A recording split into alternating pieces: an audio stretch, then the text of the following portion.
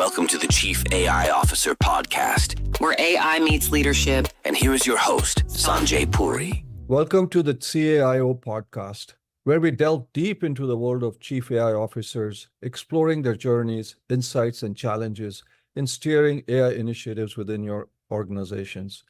I am your host, Sanjay Puri, and today we have the privilege of hosting a remarkable guest, Dr. Ravi Pendse, the Vice President of Information Technology and Chief Information Officer at the prestigious University of Michigan.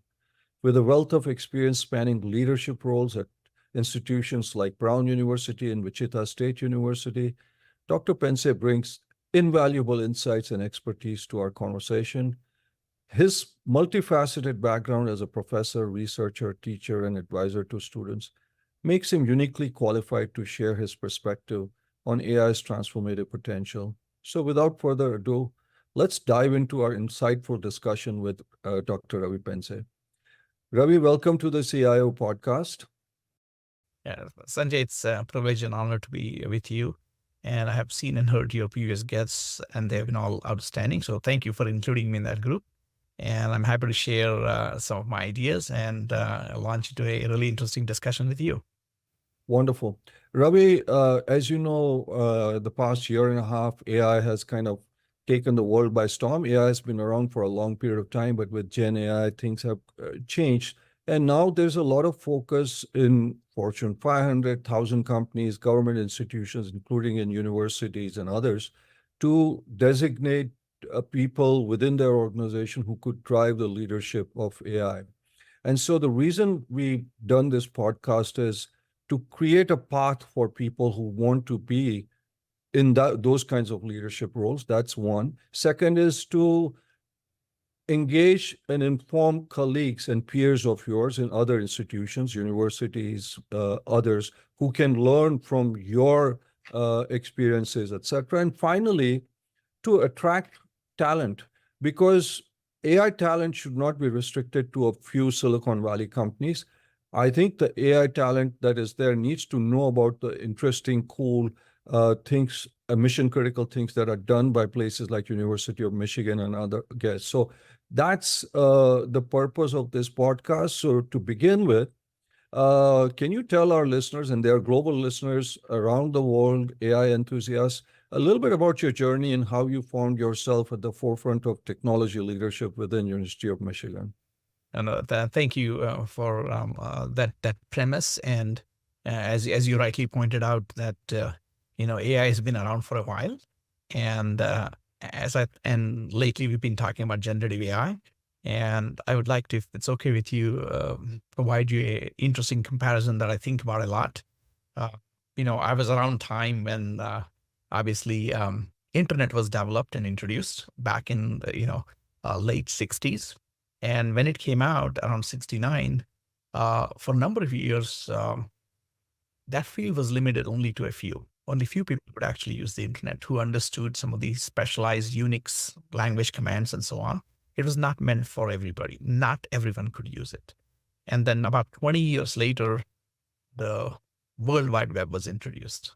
And when World Wide Web was introduced, overnight, internet became democratized. The use of internet became democratized where everyone can use it. And notice what we have done with internet today. Amazing. This podcast is happening because of it, right?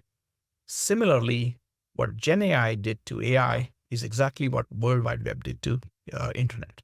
GenAI democratized the conversation about AI. Overnight, AI became conversation around dinner tables. People started talking about it. I jokingly always say that was the revenge of the engineers or the nerds, where all of a sudden it became cool to be an engineer who's working on AI. So taking a step back, as far as my journey is concerned, I consider myself very fortunate to be in a leadership position at this great institution. And it is a result of incredible mentors and teachers I've had along the way. And it is more about the teams I've had opportunity to work with who have trained me to be a better leader. I wasn't born this way. So I give all the credit to incredible people I had opportunity to work with and learn from. And that's how I ended up where I am today at University of Michigan, which is an amazing institution.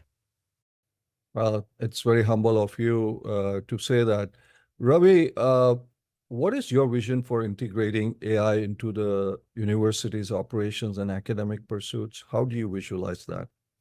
I think more than my vision, it's our vision. And what I mean by that is at University of Michigan, a lot of research, including my own research, we've been working in AI for a very, very long time. And back in sometime around the time OpenAI was coming out with its ChatGPT, we were having conversations internally about what should be the role of an institution like University of Michigan. One of our taglines is leaders and best. And our idea is Michigan leads. We realize that GenAI is going to be one of the most impactful technologies of the century, but we also think that it will be a force for positive disruption. So what we decided to do at Michigan was partnering with our amazing provost, we actually put together a faculty committee. And this committee had faculty, staff, students, both undergraduates and graduate students, to get us to think about how we should be envisioning this field. What should be the position Michigan should take? We had two options. One is maybe just do nothing and watch to see where this field goes. And the other option was take some risk and lead. And as I always say, Michigan leads. And so we decided to jump in with the recommendations and guidance for our entire community to lead in this area. And we knew there were some risks, but we decided to go down that path. And since that time, the amount of development that I've seen across the University of Michigan that is impacting literally every aspect of university life, from business and finance to HR to procurement to medicine to engineering to daily lives of our students, faculty, and staff to research to teaching and learning. It has been dramatic what has happened in Michigan. And the credit for that goes to the incredible team, our faculty colleagues, our students, and staff, all really coming together and saying, what's the right way of approaching this technology and what should we be concerned about? Because as exciting as AI is, we should be thinking about the societal impacts of AI. We should be thinking about what's our role as a public research institution in shaping how the world thinks about AI. So that's the approach that we have taken. It's really an exciting time, but at the same time, we have to be thinking about responsible use of AI. We have to be thinking about ethical use of AI. All these things matter. And that guidance comes from the diverse views that are around the table when we talk about AI. It cannot be just AI, rah, let's go. It needs to be, we need to look at this technology. We need to consider this technology, but it's not a magic bullet that works on everything. We need to be very thoughtful about how we leverage this technology. So, Ravi, you made some amazing points. Firstly, I want our listeners to see his background. It says you can't spell Michigan without AI. So they are all into AI, generative artificial intelligence. That's such a cool background. But you made several key points. One of the points you made was your provost and your leadership was involved in this process. Now, remember, there are CEOs and chief AI officers listening to this because this is their podcast. How important is the role of engaging leadership for something so transformative, Ravi? Can you talk to our leaders listening? No, absolutely. And the reason it's critical to engage a community of leaders and collaborators across is because, if you think back to, again, going back to my internet example, I believe that GenAI is going to be as transformative as internet has been for the world. But internet came with a lot of interesting opportunities, but it also came with a lot of challenges. And world as together, we are still continuing to leverage the opportunities and still working to deal with challenges, right? So with GenAI, it's not going to be suddenly you flip the switch and all the problems go away and only opportunities exist. And to deal with those kind of challenges, you need creative minds across the community, your organization, your business, your industry. And for that to happen, you have to have a buy-in from across all leaders. And so from early on, I'm one of the executive officers of the University of Michigan. So we engaged with all of my EO peers who lead different areas, from student affairs to business and finance to research and so on. Our president was on board, of course, my boss. And we worked with all the deans where appropriate. We engaged through faculty group, the entire campus community, and brought everybody together around a common question and a purpose, saying that Michigan will go down this journey, but will do so responsibly and ethically while keeping in mind our core values. Our core values of it is to be a University of Michigan community member. So we wanted to focus on. So if you are an organization, each company, each business, each university, I'm sure you have core values. You have your guiding principles, and you need to hold true to those, working with your appropriate leadership. So hold to your core values, but bring the leadership with you, the diversity of those leaders. Ravi, you mentioned a couple of times responsible ethical AI, which is a very important topic in AI that we deal with, and a lot of our guests talk about this. Can you talk about some measures that you have in place to ensure ethical AI development? I'm sure. So I'll give you some examples. So one of the things we did at Michigan was we are probably the only institution in the world currently that has deployed the use of generative AI at scale. So we have multiple tier offerings. One of our offerings is called UMGPT. So on UMGPT, if you look under the hood, what happens is our community is able to use ChatGPT 4, soon to be ChatGPT Omni, and also ChatGPT 3.5. They can use DALL-E 3. They can also use Llama 2, soon to be Llama 3. And so as a community member, you go in, you have options to use all of these.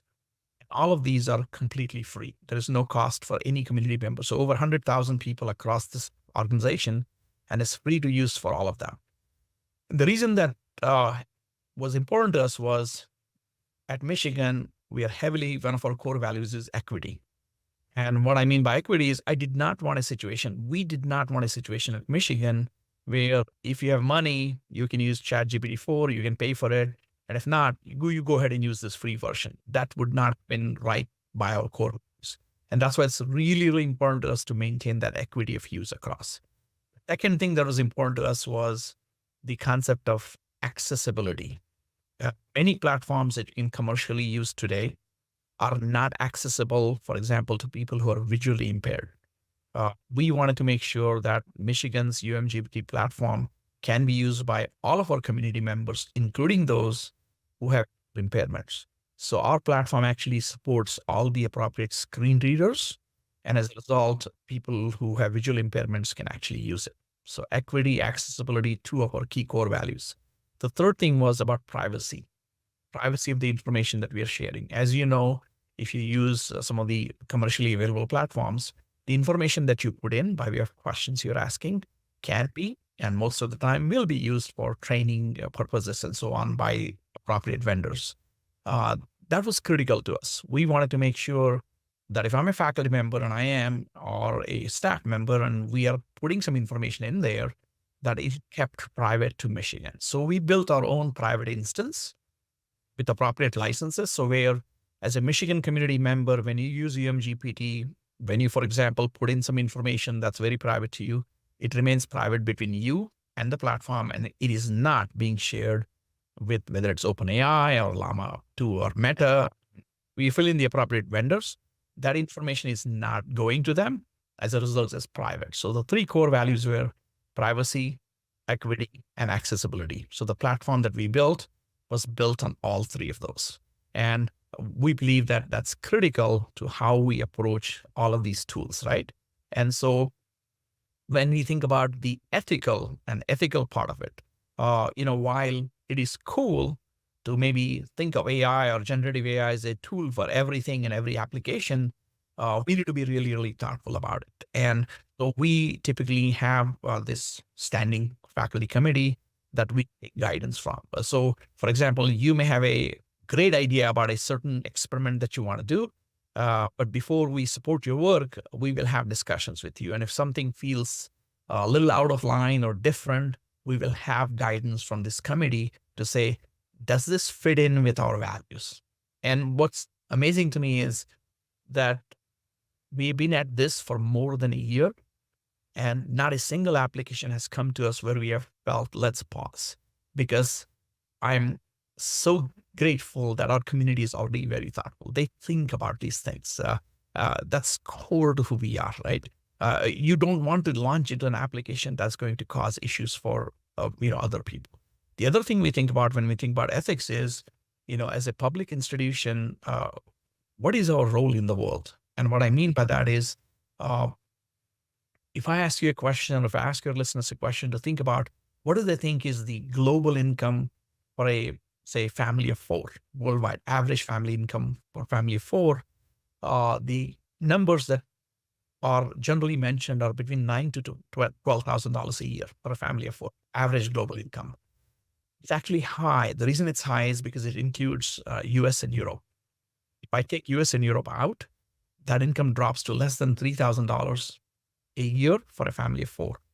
If I take some of the other countries like China and India out of it, that equation, that actually further drops to under $300 for a family of four. Think about it. Now, the reason I'm mentioning this is the GenAI tools are projected and predicted to increase our productivity and efficiency, those units who will use it, by potentially a factor of 10. And which means the rich will get richer. And what about the rest of the world? So what is our responsibility? And so this is where, when we think about ethical and responsible use, I believe that for institutions like Michigan and others, it is our responsibility to educate the rest of the world in potential use cases and support them, because it's about lifting all the boats. Okay. While we definitely want the productivity to increase by a factor of 10, but we also want to support the rest of the world, because at the end of the day, even if you're a business and a for-profit business, and God bless all of them, what you need to think about is, if other countries get more wealthier, those are your consumers. They're going to buy your products. So it's actually going to help you directly and indirectly. So that's why we think about it. So when we think about ethical use, responsible use, we are also thinking about all of these things. Oh, that's fantastic. Wow. So accessibility, equity, it's available to over 100,000 of your community members, regardless of who they are, what they are. They have the same access, whether it's to Llama 2, 3, GPT-4, 3.5, or 4.0, etc. And then accessibility for visually impaired. That's incredible. And then you're also looking at the global scenario in making sure, and also privacy, which obviously is a big, big issue. My data is my data. It doesn't become OpenAI's or Microsoft's or anybody else's data. How about the issue of bias? Ravi, this is obviously because these things are trained on internet data. And the internet is full of information, because we are all humans. We have some elements of biases, etc. How is Michigan addressing that issue? I think that's a great question. So let me give you two examples. One, going back to our conversation on ethics, because it's tied to bias. And as you correctly pointed out, almost all of the data that some of these specific vendors use, they've used data on the internet. They've used data on platforms like Reddit and other places. And so sometimes there's good things there, and sometimes there are not so great things there. And that's how these models have been trained on. But these models are very Eurocentric. So when you talk bias, right? So what about Africa? What about India? What about some of these other areas where, our ethnic backgrounds, how we approach world are different, and languages? So what about data from these countries? So there are many really interesting startups that are out there that are doing some great work in this area. So I'll give an example. There is a company called CARYA, K-A-R-Y-A, K-A-R-Y in India. They're doing some really interesting work in developing more data from countries like India and Africa and other places by frankly hiring people and paying them to develop some videos and other data sets that then they are sharing with these companies and providing them additional data sets to enrich the data that they already have. People might say, well, how is CAIO doing it? Are they paying them enough? Well, they typically pay them, the folks they hire, about $5 an hour. And before we pause here in this country, I want to remind people that $5 an hour is actually pretty significant amount of money in a country like India. Plus, this company is doing something more special. They're actually, in the training videos that they develop, that they ask these people to record, they're actually teaching them life skills. For example, the videos that they read and develop, there are financial literacy skills, there are hygiene skills, there are skills on negotiation, there are skills on analyzing weather patterns if you're a farmer and how to do that. So they're giving them something in return where they're learning all these skills while developing the training and data sets, a different approach in different languages, to your point. So that's one of the interesting examples of how people are saying, let's ethically collect the data, let's pay these people, let's teach them a skill at the same time, and then provide that data set to enrich and eliminate potential bias. And as you correctly pointed out, the bias exists in our society, and that bias often is amplified by leveraging these tools. So as we think about these different technologies and tools, it's really, really important we ask the question, how do we try to reduce this amount of bias, and how do we eliminate hallucinations where these models simply will, as some people put it, will lie or not tell the truth. So what we have done at Michigan is obviously we think about bias at all times. That's something higher education institutions are really, really good at thinking about and having discussions. So we have to be always mindful, and we have to have that top of mind. Because when you get answer from the models, is it a correct answer? Is it a bias or nuance approaches? You have heard stories about some of the Google's Gemini product going wrong and overcorrecting, if you recall. They try to eliminate the bias, but they overcorrect. So these challenges are going to be there, and we are mindful and aware. That's one, being aware of bias. Second thing we have done at University of Michigan is we have also released a second platform here along with UMGPT called Maizey. Maizey, named after Mason Blue, one of University of Michigan's colors. In Maizey, what we did is we released a code-less platform to the community. So if you're a part of Michigan community, you could actually deploy Maizey in less than 8 minutes with absolutely no coding, not even one line of code. And what you can do is take Maizey and point it to your vetted data source. So your own data source, you can point to it. And then what it will do is, depending on how you configure it, you're in charge, you can do what you want. It will only look at your vetted data source. And LLM is mostly an interface then. To ask English questions in your plain English language, it becomes your AI assistant. I'll give you an interesting use case. We've had many faculty members who were very excited about this codeless platform, have leveraged Maizey and allowed Maizey to ingest and index all of their past classroom lectures, their videos, their note, their PDF documents, their exam questions, and then have redeployed Maizey as a 24/7 tutors for their classes. So 24/7, Maizey is available to answer students' questions. This is not replacing our graduate teaching assistants or graduate student assistants, as they're called. This is augmenting and providing them additional tools. Because if you're a student, and as a student, I struggled in one of the classes, thermodynamics. I struggled a lot in that class.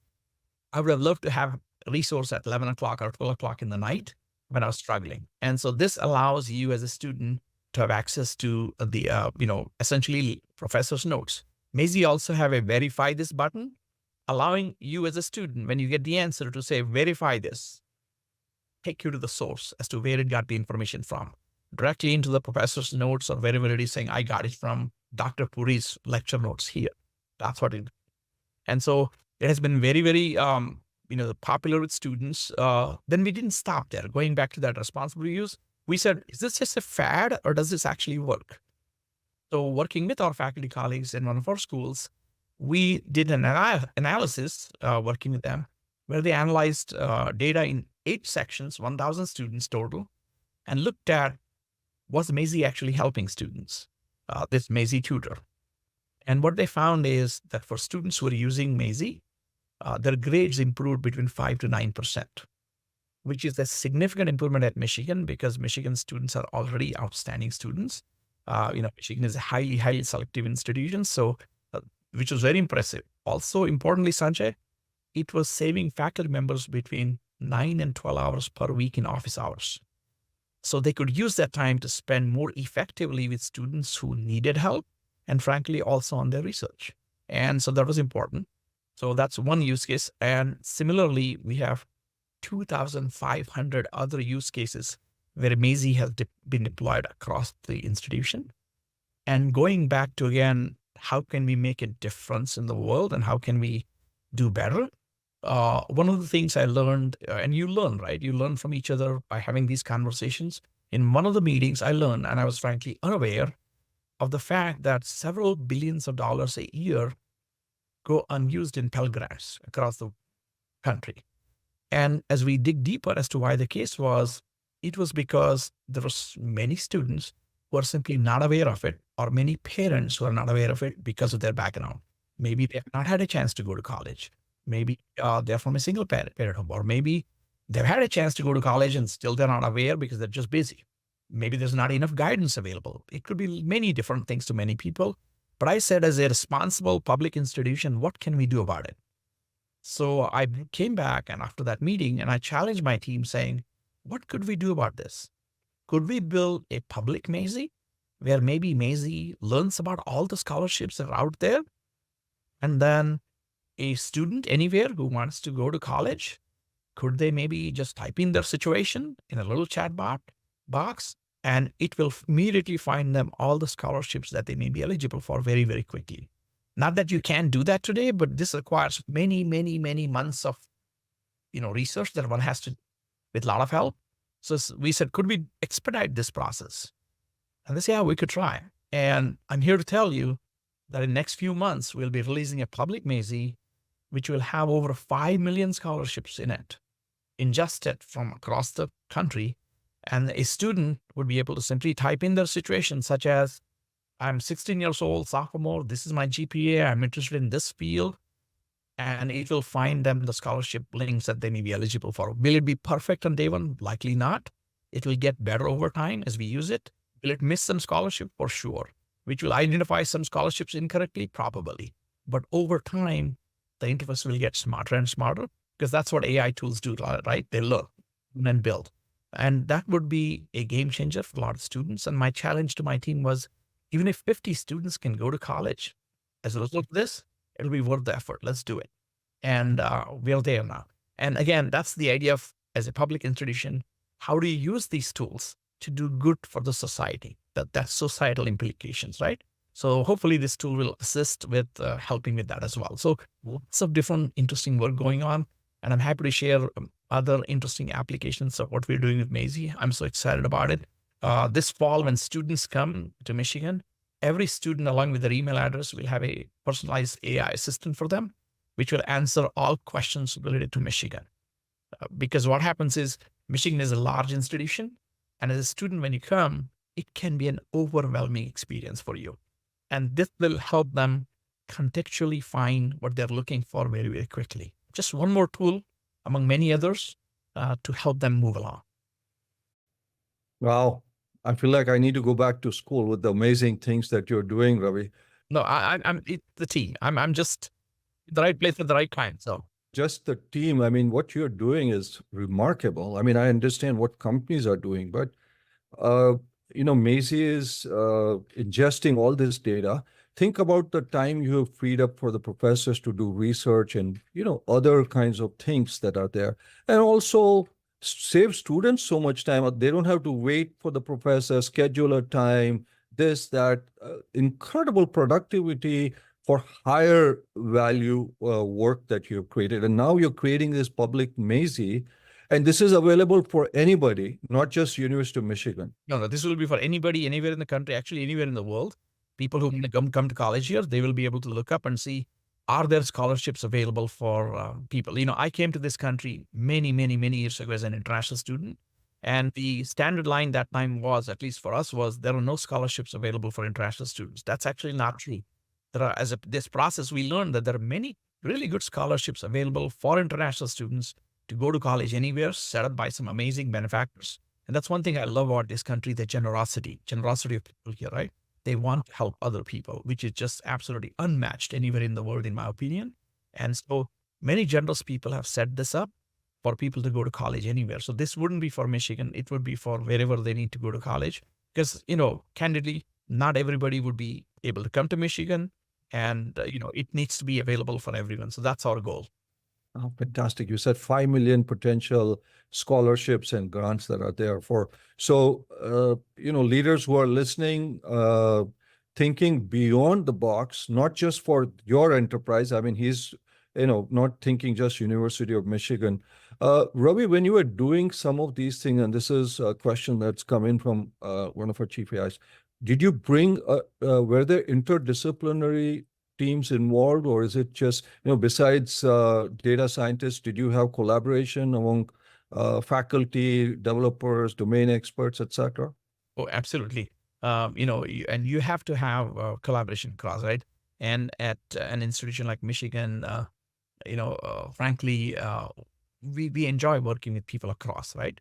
So the faculty committee that had staff and students that I talked about had about 20 members, and they were from all across various disciplines.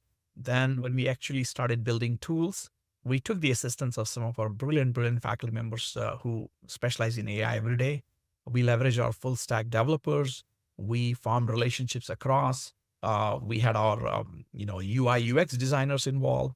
All different types of individuals were supporting and helping. Because once I shared with the team that this is a priority, and we were able to sell them on the vision of what we are trying to do, everybody just said, yeah, we can do this. And people just came together. And, that's the key thing, right? So when you're talking about chief AI officers, they may have an idea, but the point is, has everybody else bought into that idea? Because once people buy into an idea, buy into a vision, and once they're passionate about something, everybody steps up and comes together.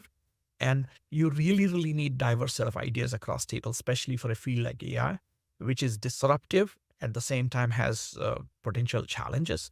And we need to table all of those. We need to ask all of those questions. Like, what about this? Like, for example, when we were talking about AI tutors, one of the questions we had to answer was, is this going to replace TAs? The answer is absolutely not. This is meant to augment humanity, not replace humanity. Augment TAs, augment advisors, augment faculty members. So this is a value add, not a replacement. And I realize sometimes commercial businesses and CFO types may say, well, how much bottom line it's going to save me? That is the wrong approach to take for these type of technology. Over time, I am certain it is going to save people significant amount of resources, but that is not by replacing human beings, but that adding and providing more value-added, interesting services.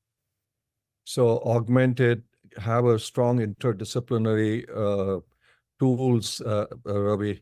Ravi, the other question from our CAIOs was, how do you prioritize and allocate resources within AI initiatives within the university's budget and strategic planning? And then how do you figure out the, so to speak, ROI, or at least the value benefit? Let's not take return on investment, the impact of some of these things. That's one of the questions. No, I think, return on investment is important. And it's, even though we are a nonprofit, it is still important to us, because if I'm spending money on something and we're not seeing value in some ways, now obviously different organizations will measure value differently.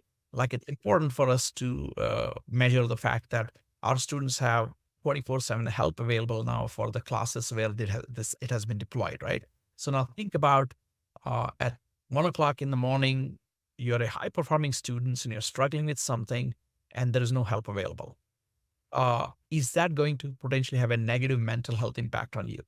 Versus if there is help available and you're able to resolve it, is it going to create a positive environment for you? So one needs to think about that, right? So that's one way of thinking about ROI. The other way is actually actual dollars and cents.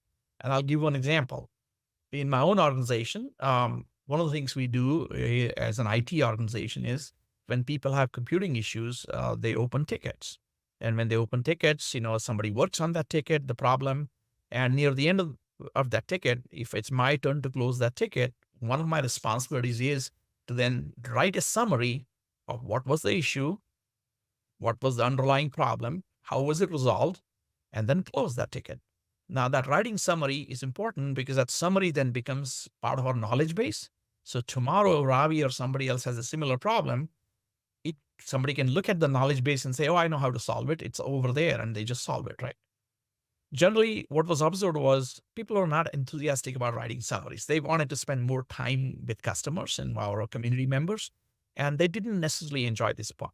So one of the questions we asked was, could we use our tools to do this summarization? And so what they did was they took previous year's 40,000 tickets and the summaries that were written and trained the model to write summaries. And then we started testing, and now we have deployed it. It's been in production for many months now. And we still have a human in the loop. That's another important where every day about 20, 30 tickets that have been summarized by AI are checked by a human being just to make sure some kind of hallucinations haven't gotten in, some nonsense has been in there. Because remember, that becomes part of our overall knowledge base that anybody can access. So we need to make sure.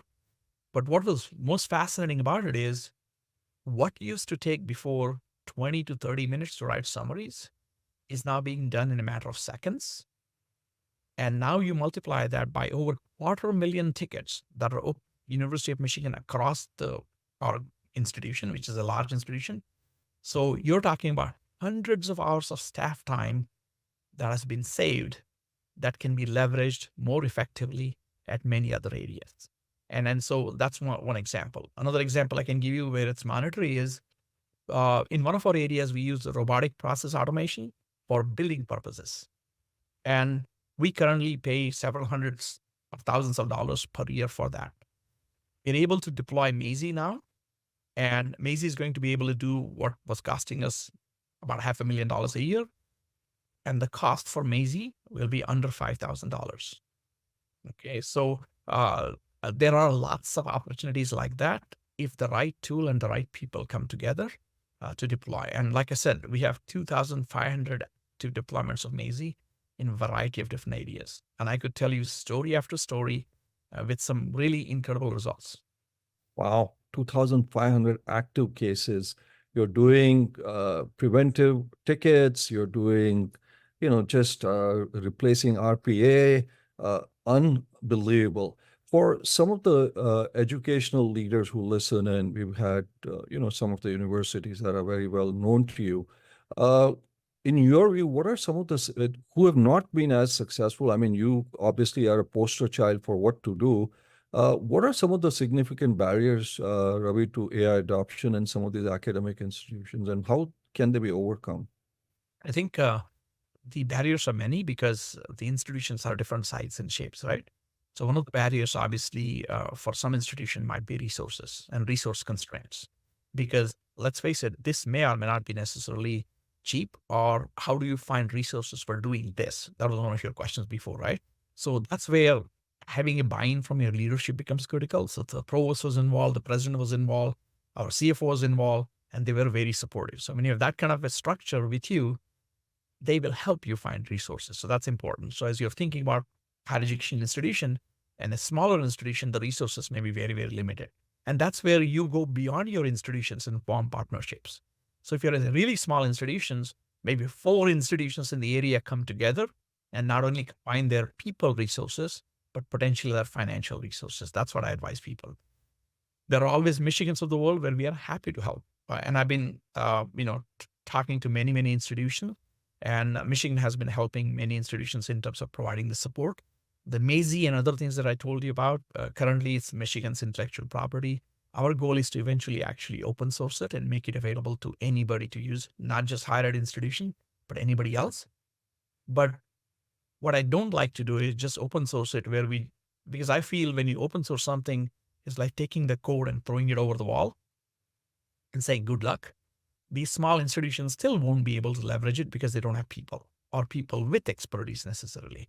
So what we're hoping to do is when we actually open source, we will have a small team that will be ready to help smaller institutions who cannot afford it, where we will be able to provide guidance and support for them. Other big institutions will be able to frankly leverage it, and that's fine by us. But it's our focus on making sure that we are helping solve some of these barriers. And why is that important? Because I believe that as a country, we are lagging behind some of the other countries. And I always tell this saying that if, AI was a race, and as a country, if we try to run really, really, really fast, we may still find ourselves standing still compared to a few countries. So the only way we can take the lead in this area is as a country by flying. And if we fly, we need to fly. We need some wind beneath the wings, so to speak. And who better to provide that wind beneath the wings than our institution of higher educations like Michigan? And we need all of the institutions. We need community colleges. We need smaller institutions. We need larger institutions because we need to produce and provide and create that AI expertise that needs to be across. So gone are the days where AI, in my view, is a field just for engineers and a few nerds like me. I believe AI needs to become a core subject actually in all disciplines. Everyone needs to know and have at least one course and exposure to AI. I always tell people when they ask me, is AI going to take my job away? And I remind people, AI is not going to take your job away, but somebody who knows AI will likely take your job away. So it becomes really, really critical that AI becomes a part of the curriculum across all disciplines, irrespective of whatever your major or concentration is. And to do that, we need expertise. We need all institutions to have this expertise. And in my humble view, Michigan has a responsibility to provide this expertise. Also, I challenge all the organizations, businesses that are out there. You can't just sit back and say, we don't have enough AI trained engineers. Well, what are you doing about it? You need to provide resources to these institutions in your area. You need to provide your expertise. You need to provide your support so that collectively as a country, we can fly high.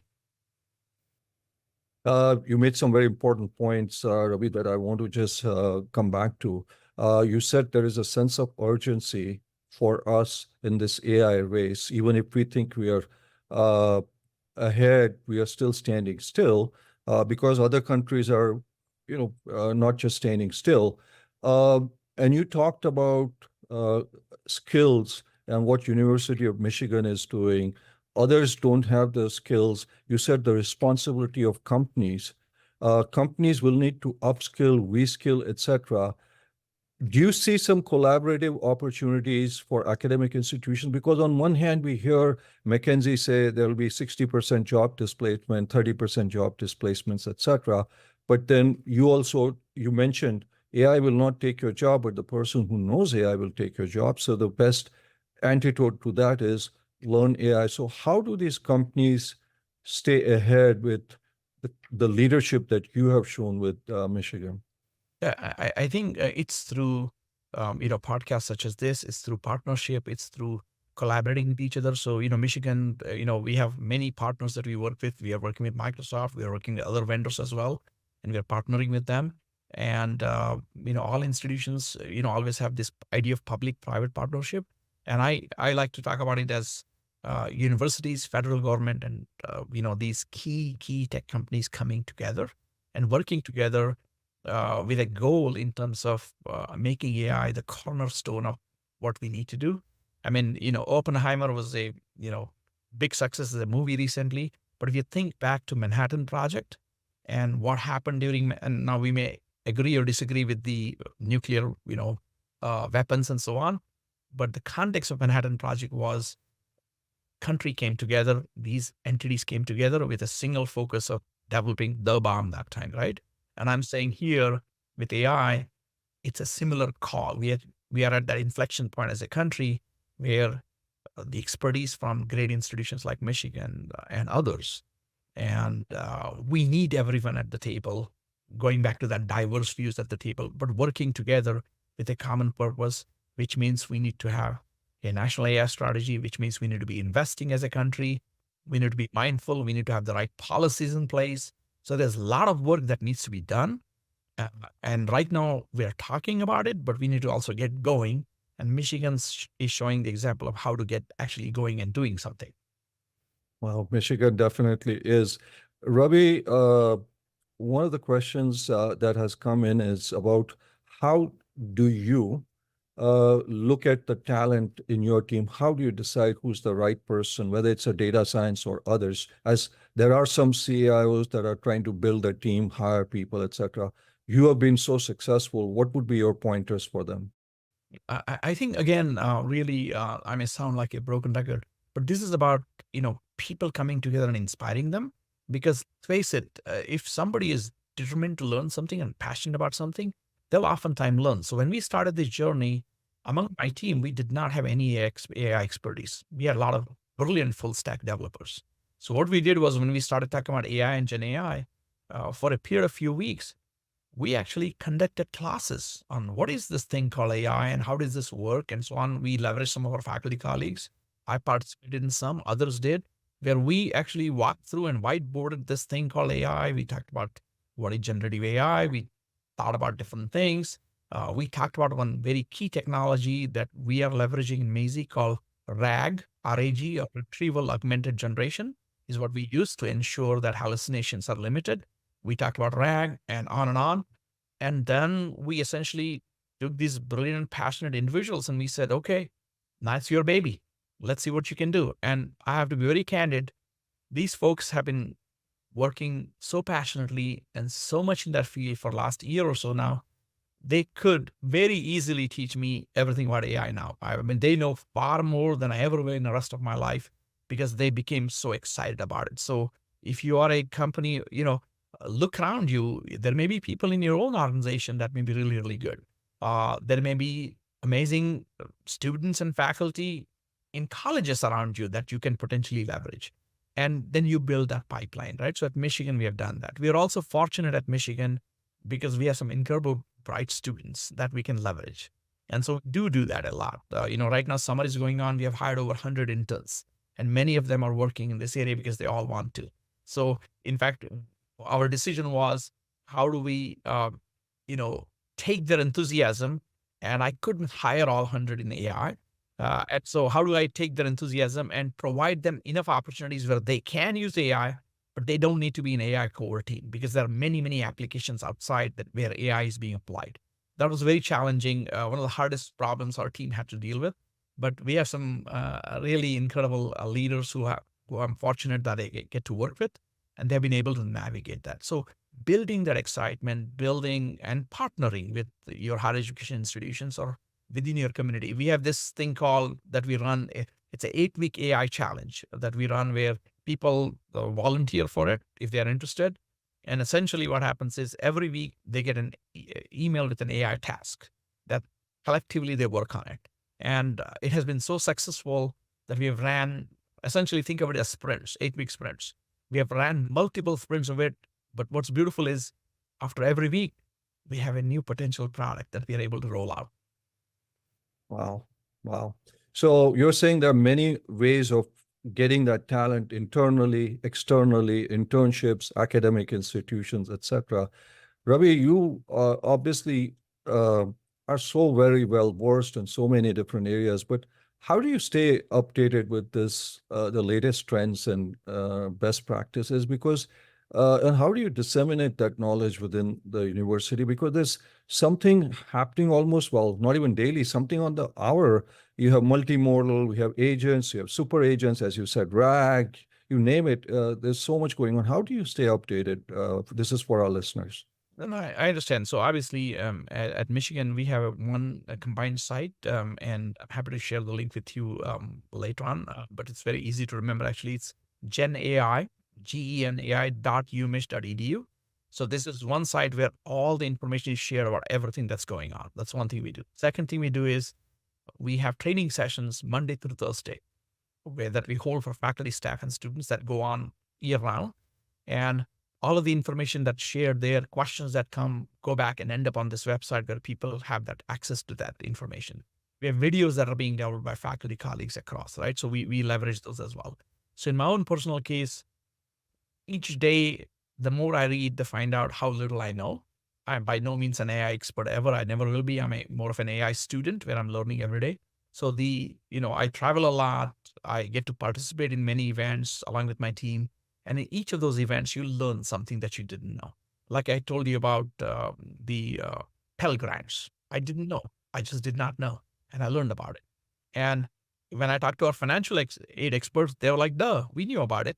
But I didn't. And so point is, there are just so many experts around. So being open, being curious, and, having a listening ear where you're paying attention to what's going on, even though we may have 1,000 things going on and texting happening and whatnot on our phones, listening to surroundings watching people as to what kind of applications and having a problem solving attitude. Like when you see a problem, uh, what are you going to actually do about it is important as leader, right? So that's the approach we have taken. For example, when I went to Singapore recently for a meeting, I learned some really incredible work that's going on in Singapore. When I was in India, I learned about this company called CAIO that I mentioned to you. And each of that is an inspiration. Each of that is an inspiration to you, right? And so that's how I try to keep myself up to date. I read a lot, obviously, but it's sometimes does not feel like it's enough. And so I keep trying to do the best I can. And then I depend on brilliant colleagues that I'm really, really fortunate that I work with each day, and I learn from them. My entire team, they are incredibly talented individuals, and we share ideas with each other. We'll send each other texts. We'll say, "Hey, I saw this. Did you see this?" That's constant thing that's going on, right? And that's very much needed today because expecting an individual or even an entity or an organization or a group to know everything is just absolutely impossible. The rate at which we produce information, and AI is adding to that, the rate at which our world is changing is on a pace unmatched ever. Yeah. Uh, so I think your message is be curious, be open, rely on colleagues. You have a great resource within the university, genai.universityofmichigan.edu. So I think those are fantastic resources. Ravi, towards the end, we just have some fun lightning round questions, 4 or 5. You can pick one or both. So I'm just going to, this is from our audience. They want to know. You ready? Okay. Ravi, GPUs or TPUs? I would say both because it just depends on the application, the type of data that you're working on, and both are equally important. Currently with AI things, we tend to be using more and more GPUs at Michigan at least, but there are consequences to all of those. So it just depends on what one is trying to do. Absolutely. Cloud or on-prem? I think we tend to be more biased towards using cloud whenever possible because of the quick scalability that it offers. But again, at Michigan, we have an environment, we actually have both. Okay. So TensorFlow or PyTorch, Ravi? Wow, both are interesting. I think, again, PyTorch is more flexible and agile, and it allows you to build the framework. So in a lot of our quick things that we do, we tend to use PyTorch. Some of our researchers also tend to favor TensorFlow. So we're in the world where we end up supporting both. And chances are, based on your questions, my answer may be both on everything, but let's find out if there's something unique that you ask me where I can say one or the other. Okay. Last one, Ravi, is open source or closed source? Wow. You already heard me talk about our product. So I yeah, exactly. So I do support open source, but also having something proprietary has its values. And then we tend to favor both depending on what the applications are. Because one challenge with open source is that continuous development sometimes could be lacking if you don't have a community around it. Whereas proprietary environment, you do get that continuous support. Fantastic. Ravi, for our audience, finally, can you give them some key lessons that you've learned in your journey? And you talked a lot about it. Any other nuggets or advice you have to organizations? There are CEOs who are listening, who are looking to establish a chief AI officer role or build out their AI capabilities. Any final message from them? So one of the messages is, uh, we at University of Michigan, we stand by to support and assist anyone who needs help. So they can reach out to me or our team. We want to add value. That's one thing I want to know. And as they're thinking about their approach to their journey, getting a buy-in from their key leadership is important, as I pointed out. Working collaboratively is important. Recognizing that people are fearful of AI is also important because people are, we have the vision of Terminator in our head, right? Here comes AI taking over the world and it's going to replace me and rule me. And it's okay to have those concerns, and we should discuss those concerns. We should address those concerns. So being open to those concerns and having those people at the table actually adds value. It does not in any way prevent you from doing what an organization needs to do, but being open to all of those things becomes really, really critical. And finally, trusting your gut and instinct. If you feel something is that's something that you as an organization needs to do, then you become the champion. You drive, you inspire, you get people to move with you, and magic happens. Trust your gut and instinct. That's great advice. Thank you, Ravi, for your insightful perspectives and amazing contribution to our discussion. Your wealth of experience, your passion, your commitment, your humility really has shed so much light in the challenges and opportunities that chief AI officers in academia and others are facing. So it's clear the role of chief AI officers is going to continue to evolve and gain prominence as AI permeates across various aspects of our lives, including education. So thank you, Ravi, and thank you to our guests for tuning in to the CAIO podcast, where we uncover the stories behind the leaders driving AI innovation forward. Stay tuned for more captivating conversations with chief AI officers from across industries. Thank you, Ravi. This was fantastic. Thank you so much. I appreciate it. Thank you.